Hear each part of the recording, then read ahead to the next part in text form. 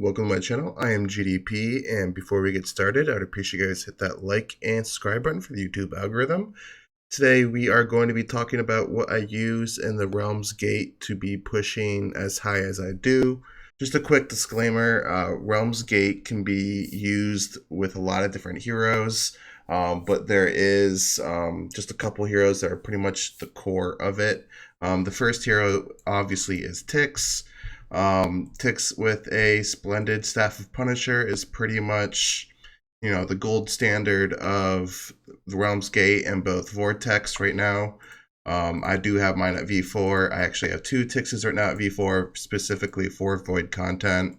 I do run a crit stone on both of these Tixes here. This one's an SS1, this one's an SS3. This does enable to kind of get as much crit damage as possible and do as much damage as possible and kill the enemies as quick as I can.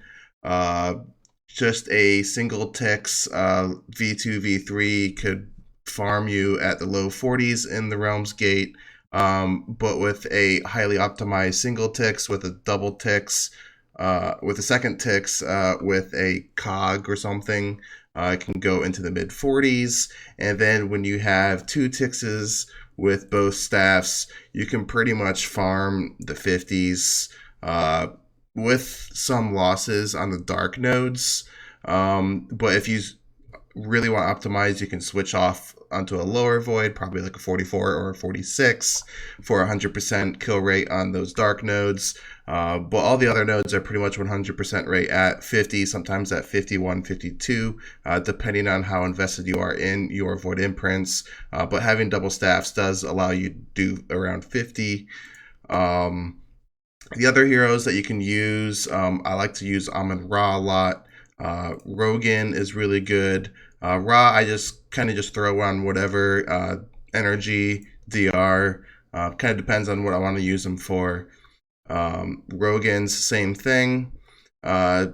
Queen, I like to just run either an AMB or a Demon Bell. She's really good for the crit damage buff and also the all damage buff. And then obviously your carries for energy reduce. Those are some of your kind of core heroes. And then obviously for puppets and specifically Abyss and Shadow nodes, you can actually farm really high with Inno. Mine here is a 10-star with just the weapon and the accessory for maximum attack to HP ratio. As you can see, I am not running any chest or boots because I don't want the HP, and obviously there's no enables because he is 10-star, and I am utilizing my Splendid Magic Stone Sword where it caps the damage that Inno takes by 25% of his max HP. I probably should be upgrading my stone. I will be eventually once I get enough materials. I don't really want to use my dust right now, especially with Chinese New Year is around the corner. So once I get enough dust, I might upgrade it to probably like a C1 or something for a crit stone. I think that's what I want to use, is to get a crit stone, because you just want to get those early crits out to get those high shields right away so that Inno can live.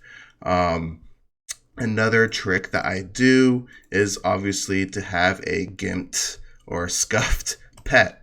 I use a Phoenix with a 1 max 1, so 161. So I didn't touch any of the HP.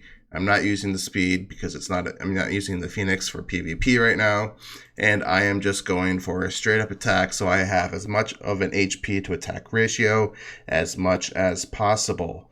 The other reason why I use Phoenix is because the Phoenix brings holy damage and crit damage, and those both help give some offensive stats for Inno to get those shields rolling right away. And then the bonus is obviously the large hit on the pet active, but that's really not a big deal because once your Inno is going, he's pretty much going to live, and you don't really need the pet actives for the bonus damage. You're eventually gonna, it's basically, are you gonna kill it in around 60 or are you gonna kill it in around 90 or whatever you're at.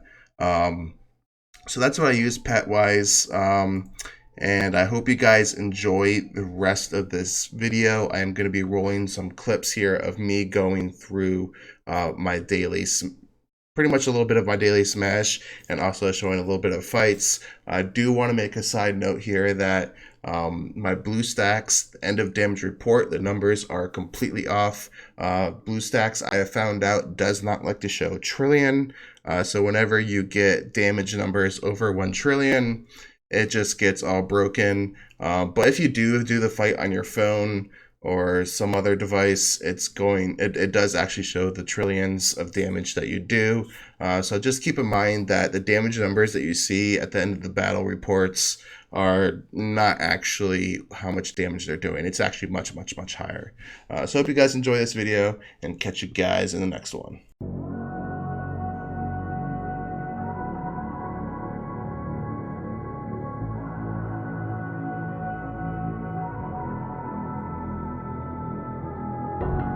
How did you find a way to run from the city of the sun? You could have stayed, it's only over when the day is done. I never knew you was a runner, yeah.